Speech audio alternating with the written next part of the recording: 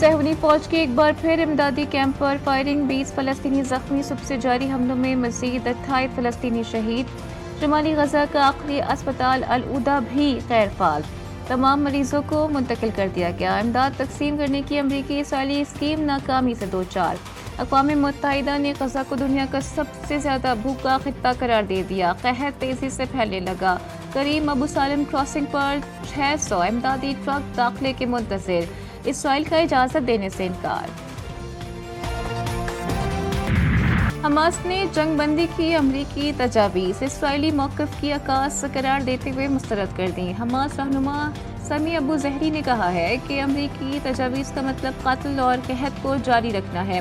یہ معاہدہ ہمارے لوگوں کے کسی بھی مطالبے کو پورا نہیں کرتا۔ وائٹ ہاؤس کی ترجمان کیرولین لیوٹس نے دعویٰ کیا ہے کہ اسرائیل نے امریکی تجاویز پر دستخط کر دیے۔ امریکی ایلچی اسٹیو وٹکوف کی تجاویز میں 60 روزہ جنگ بندی، 10 اسرائیلی قیدیوں کی رہائی اور 18 لاشوں کی واپسی شامل ہے۔ مستقل جنگ بندی اور اسرائیل کے فوجی انخلا کا کوئی ذکر نہیں۔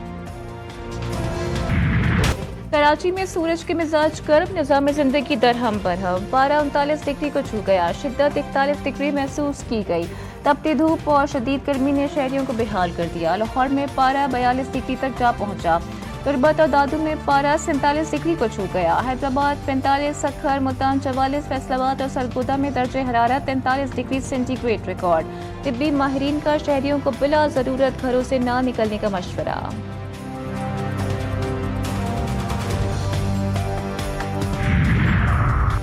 ایک دو نہیں بلکہ پوری 4 چھٹیاں، وفاقی حکومت نے عید الاضحیٰ کی تعطیلات کا اعلان کر دیا۔ وزیر اعظم نے 4 روز کی چھٹیوں کی منظوری دے دی۔ ملک بھر میں جمعہ 6 جون سے پیر 9 جون تک عید کی تعطیلات رہیں گی۔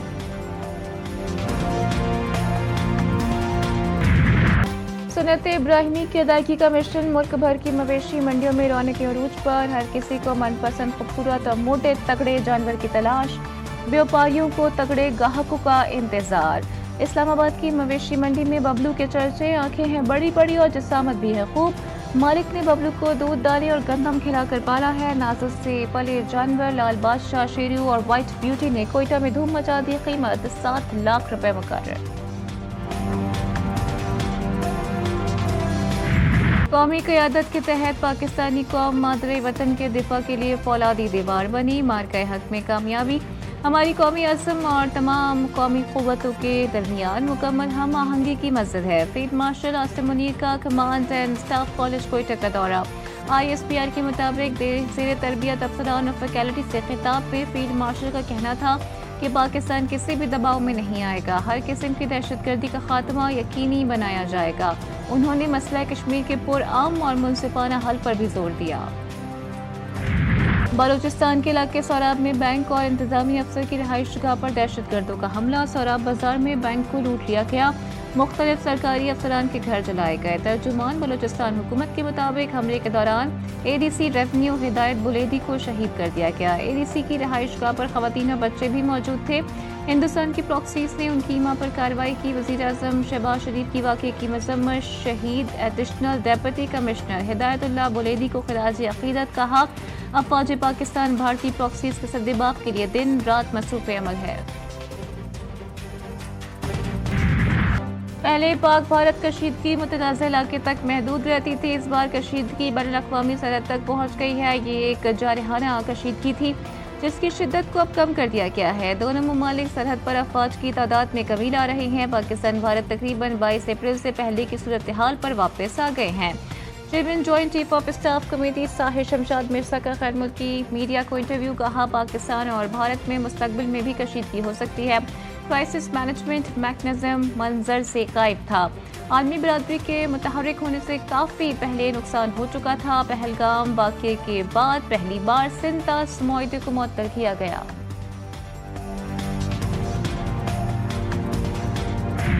India's unilateral and illegal decisions to hold in abeyance the Indus Water Treaty, which governs the sharing of the Indus Basin's water, is deeply regrettable. Millions of lives must not be held hostage of narrow political gains, and Pakistan will not allow this, never. Pakistan اپنے حصے کے پانی پر کوئی سمجھوتا نہیں کرے گا، وزیر اعظم شہباز شریف نے واضح کر دیا۔ گلیشیئرز کے تحفظ پر عالمی کانفرنس سے خطاب میں بھارت کے سینتاس معاہدے کو یک طرفہ طور پر معطل کرنے کی مذمت۔ شہباز شریف نے کہا کہ کروڑوں انسانوں کی زندگیوں کو تنگ نظر سیاسی مقاصد کے لیے یرغمال نہیں بنایا جا سکتا۔ پاکستان ایسا کبھی نہیں ہونے دے گا، بھارت کو سرخ لکیر نہیں عبور کرنے دیں گے۔ مزید کہا پاکستان میں 13,000 گلیشیئرز ہیں، ان کا تحفظ ہمارے لیے بہت اہم ہے۔ ماحولیاتی تبدیلی کے باعث ایکو سسٹم بھی متاثر ہو رہا ہے۔ وزیر اعظم شہباز شریف 4 ملکی دورہ مکمل کر کے وطن واپس پہنچ گئے۔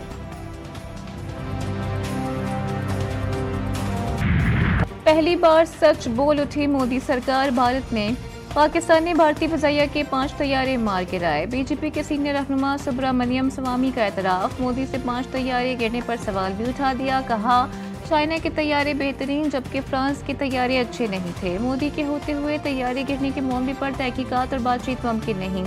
بی جے پی رہنما سوامی نے امید ظاہر کی ہے کہ مودی طیارے گرنے کے معاملے پر قوم کو سچائی سے آگاہ کریں گے۔ دفاعی ماہرین کا کہنا ہے کہ مودی سرکار کی ناکام حکمت عملی نے بھارت کو محاذ جنگ پر کمزور کیا، پاکستان کی طاقت میں نمایاں اضافہ ہوا۔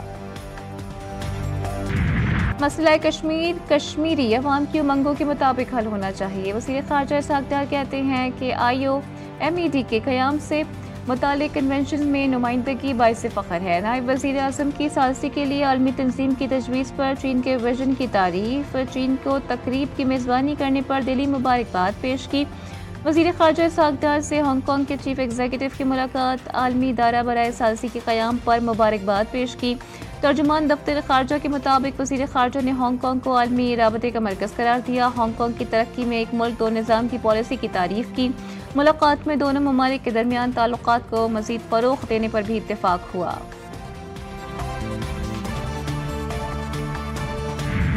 Indian peoples party Bilawal Bhutto کا وفد کے ہمراہ امریکہ کے سرکاری دورے کا آغاز، بلاول بھٹو کے ساتھ جلیل عباس جیلانی اور حنا ربانی کھر بھی ہمراہ۔ بلاول 2 جون سے امریکی حکام سے باضابطہ ملاقاتیں شروع کریں گے۔ امریکی حکام کو پاک بھارت کشیدگی پر پاکستان کے موقف اور بھارت کی ڈس انفارمیشن پر بریفنگ دی جائے گی۔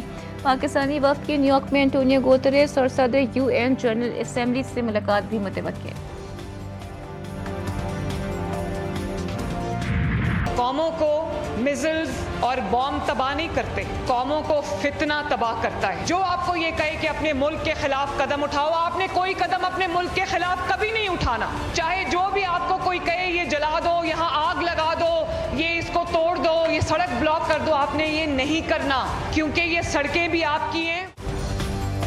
کوئی بھی کہے کہ جلا دو، تباہ کر دو، اس کی بات مت ماننا۔ قوموں کو بم نہیں فتنے تباہ کرتے ہیں۔ وزیر اعلیٰ پنجاب مریم نواز کا تقریب سے خطاب، لیا میں میڈیکل کالج بنانے کا اعلان، کہا جو نوجوان کسی کی باتوں میں آئے وہ جیلوں میں پڑے ہیں، بچوں سے یہ سب کروانے والوں کے اپنے بچے باہر ہیں۔ مزید کہا نواز شریف نے پاکستان کو ایٹمی طاقت بنایا، جب قوم بنیانم مرصوص بن جائے تو دنیا کی کوئی طاقت اسے ہرا نہیں سکتی، تمام بچے پاکستان کے لیے بنیانم مرصوص بنے۔ کوشہ خانہ 2 کیس کی سماعت آج اڈیالہ جیل میں ہوگی۔ سماعت اسپیشل جج سینٹرل شاہ رخ ارجمن کریں گے۔ بانی PTI اور اہلیہ بشریٰ بی بی کو خصوصی عدالت میں پیش کیا جائے گا۔ مقدمے میں اب تک مجموعی طور پر 6 گواہان کے بیانات پر جرح بھی مکمل کی جا چکی ہے۔ آج استغاثہ کے گواہ محسن حسن کی شہادت ریکارڈ کرائی جائے گی۔ 9 مئی کیس میں اسلام آباد کی ATC کا بڑا فیصلہ، جج طاہر عباس سپرا نے تھانہ رمنا کو جلانے اور توڑ پھوڑ کرنے کا الزام ثابت ہونے پر PTI کے رکن قومی اسمبلی عبداللطیف سمیت 11 ملزمان کو 10 سال قید کی سزا سنا دی۔ عدالت نے کیس میں دیگر 10 ملزمان کو بھی سزا سنائی۔ فیصلے کے وقت عدالت میں موجود 4 ملزمان کو فوری طور پر گرفتار کر لیا گیا۔ 10 مئی 2023 کو اسلام آباد تھانہ رمنا میں مقدمہ درج کیا گیا تھا۔